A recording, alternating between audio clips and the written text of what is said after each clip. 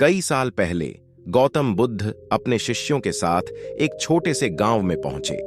गांव के लोग बुद्ध के आगमन से बहुत खुश थे और उनका स्वागत करने के लिए इकट्ठे हो गए। गांव में चारों तरफ एक उत्साह का माहौल था। लोग बुद्ध के दर्शन के लिए उत्सुक थे और उनकी शिक्षाओं से प्रेरित होने के लिए तैयार थे। बुद्ध गांव के एक बड़े बगीचे में ठहरे, जहां लोग उनके पास आकर अपने जीवन के सवाल पूछ सकते थे और उनकी शिक्षाओं से मार्गदर्शन प्राप्त कर सकते थे। बुद्ध ने गांव के लोगों को धैर्य, करुणा और आत्म साक्षात्कार के महत्व के बारे में सिखाना शुरू किया। गांव में एक भिक्षुक भी रहता था जिसका नाम देवदत्त था। देवदत्त एक गरीब व्यक्ति था और उसका जीवन बहुत ही कठिनाइयों से भरा हुआ था। वह भोजन और पानी के लिए गांव में भटकता रहता था और लोगों की दया पर निर्भर था। देवदत्त ने अपने जीवन में बहुत संघर्ष किया था और वह हमेशा अपने हालात से निराश रहता था। एक दिन जब देवदत्त गांव के बाजार में भीख मांग रहा था, उसने सुना कि गौतम बुद्ध गांव में आए हैं। उसने बुद्ध के बारे में बहुत कुछ सुन रखा था और उसने सोचा कि शायद बुद्ध उसकी समस्याओं का समाधान कर सकें। इस आशा के साथ देवदत्त बुद्ध के पास गया और उनके पास बैठ गया। देवदत्त ने बुद्ध के सामने अपनी सारी परेशानियां रख दी। उसने कहा, हे बुद्ध, मेरा जीवन बहुत कठिन है। मैं गरीब हूं, मेरे पास रहने के लिए कोई घर नहीं है और भोजन के लिए मुझे भीख मांगनी पड़ती है। मेरे जीवन में कोई सुख और शांति नहीं है। कृपया मुझे बताइए कि मैं अपनी समस्याओं का समाधान कैसे कर सकता हूं।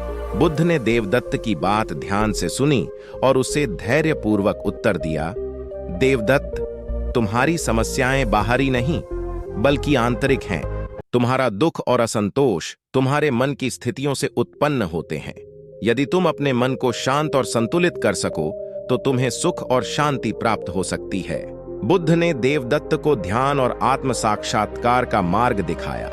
उन्होंने उसे सिखाया कि कैसे ध्यान के माध्यम से अपने मन को शांत किया जा सकता है और आत्म साक्षात्कार की ओर अग्रसर हुआ जा सकता है। बुद्ध ने उसे बताया कि सच्चा सुख और शांति बाहरी परिस्थितियों में नहीं बल्कि हमारे भीतर है। देवदत्त ने बुद्ध की बातों को गंभीरता से लिया और ध्यान की अभ्यास करना शुरू किया।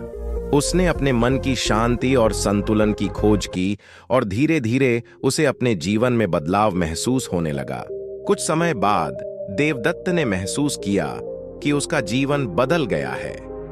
उसका मन अब पहले की तरह असंतोष और दुख से भरा नहीं था। उसने अपने मन में शांति और संतोष का अनुभव किया और उसे यह समझ में आ गया कि सच्चा सुख बाहरी वस्त्रों में नहीं बल्कि हमारे अंतर्मन में है। देवदत्त ने अपने जीवन में धैर्य, करुणा और आत्म साक्षात्कार को अपनाया और वह अपने जीवन में सुख और शांति का अनुभव करने लगा। उसने भीख मांगना छोड़ दिया और अपने जीवन को सार्थक बनाने के लिए लोगों की सेवा करने लगा। उसने गांव के लोगों की मदद करना शुरू किया और उनकी समस्याओं का समाधान करने में उनकी मदद की। देवदत्त के जीवन में आए इस बदलाव का असर पूरे गांव पर पड़ा। गांव के लोग उसके परिवर्तन से प्रेरित हुए और उन्होंने भी ध्यान और आत्म साक्षात्कार की ओर कदम बढ़ाया। गांव का माहौल बदल गया और लोग अधिक शांत, संतुष्ट और खुशहाल हो गए। उन्होंने एक दूसरे की मदद करने का संकल्प लिया और गांव में प्रेम और करुणा का वातावरण बना। बुद्ध ने देवदत्त के परिवर्तन को देखकर संतोष अनुभव किया और अपने शिष्यों को यह शिक्षा दी कि सच्चा सुख और शांति हमारे भीतर है। उन्होंने यह भी बताया कि जब हम अपने मन को शांत और संतुलित कर लेते हैं तो हम दूसरों के लिए भी प्रेरणा का स्रोत बन सकते हैं। देवदत्त का परिवर्तन एक उदाहरण है कि कैसे आत्म साक्षात्कार और ध्यान के माध्यम से जीवन को बदला जा सकता है।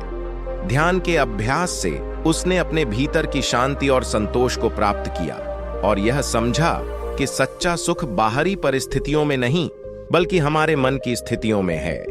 बुद्ध ने देवदत्त को यह सिखाया कि आत्म साक्षात्कार की यात्रा केवल व्यक्तिगत नहीं बल्कि सामुदायिक भी होती है, जब हम बल्कि हमारे मन की स्थितियों में है। बुद्ध ने देवदत्त को यह सिखाया कि आत्म साक्षात्कार की यात्रा केवल व्यक्तिगत नहीं बल्कि सामुदायिक भी होती है।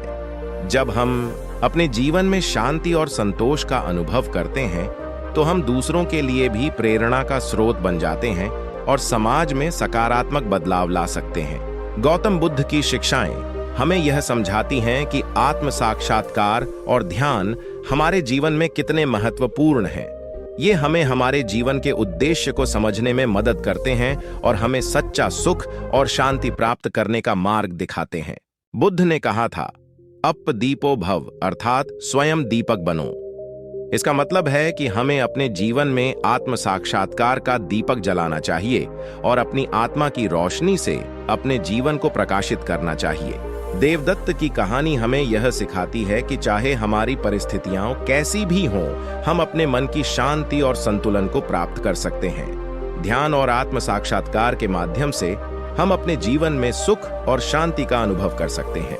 देवदत्त ने अपने जीवन में धैर्य, करुणा और आत्म साक्षात्कार को अपनाया और उसने अपने जीवन को बदल दिया। उसकी कहानी हमें प्रेरित करती है कि हम भी अपने जीवन में इन गुणों को अपनाएं और अपने जीवन को सुखमय और शांति से भर दें। ध्यान एक महत्वपूर्ण साधन है जो हमें हमारे मन की शांति और संतुलन को प्राप्त करने में मदद करता है। ध्यान के माध्यम से हम अपने भीतर की गहराइयों में झांक सकते हैं और अपने आत्मा की शांति का अनुभव कर सकते हैं।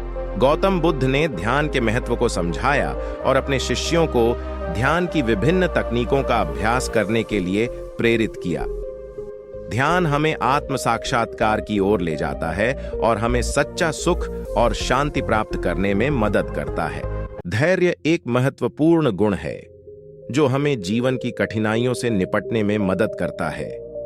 धैर्य के माध्यम से हम अपने जीवन की समस्याओं का समाधान कर सकते हैं और अपने मन की शांति को बनाए रख सकते हैं। गौतम बुद्ध ने धैर्य के महत्व को समझाया और अपने शिष्यों को धैर्यवान बनने की प्रेरणा दी। उन्होंने कहा कि धैर्य के माध्यम से हम अपने जीवन को सुखमय और शांतिपूर्ण बना सकते हैं। करुणा एक महत्वपूर्ण गुण है जो हमें दूसरों की सहायता करने और उनके दुखों को कम करने में मदद करता है। करुणा के माध्यम से हम अपने जीवन को सार्थक बना सकते हैं और समाज में सकारात्मक बदलाव ला सकते हैं। गौतम बुद्ध ने करुणा के महत्व को समझाया और अपने शिष्यों को करुणावान बनने की प्रेरणा दी। उन्होंने कहा कि करुणा के माध्यम से हम अपने जीवन को सुखमय और शांतिपूर्ण बना सकते हैं और दूसरों के लिए प्रेरणा का स्रोत बन सकते हैं। गौतम बुद्ध ने आत्म साक्षात्कार की यात्रा को महत्वपूर्ण बताया और अपने शिष्यों को इस मार्ग पर चलने की प्रेरणा दी। उन्होंने कहा कि आत्म साक्षात्कार के माध्यम से हम अपने जीवन को सार्थक और सुखमय बना सकते हैं। गौतम बुद्ध और भिक्षुक की कहानी हमें यह सिखाती है कि सच्चा सुख और शांति बाहरी परिस्थितियों में नहीं बल्कि हमारे भीतर है। आत्म साक्षात्कार, ध्यान, धैर्य और करुणा के माध्यम से हम अपने जीवन को बदल सकते हैं और समाज में सकारात्मक बदलाव ला सकते हैं। देवदत्त की कहानी हमें यह प्रेरणा देती है कि हम अपने जीवन में आत्म साक्षात्कार और ध्यान के माध्यम से सुख और शांति का अनुभव कर सकते हैं। यह कहानी हमें यह भी सिखाती है कि जब हम अपने जीवन में सुख और शांति का अनुभव करते हैं तो हम दूसरों के लिए भी प्रेरणा का स्रोत बन सकते हैं और समाज में प्रेम, करुणा और सहयोग का वातावरण बना सकते हैं।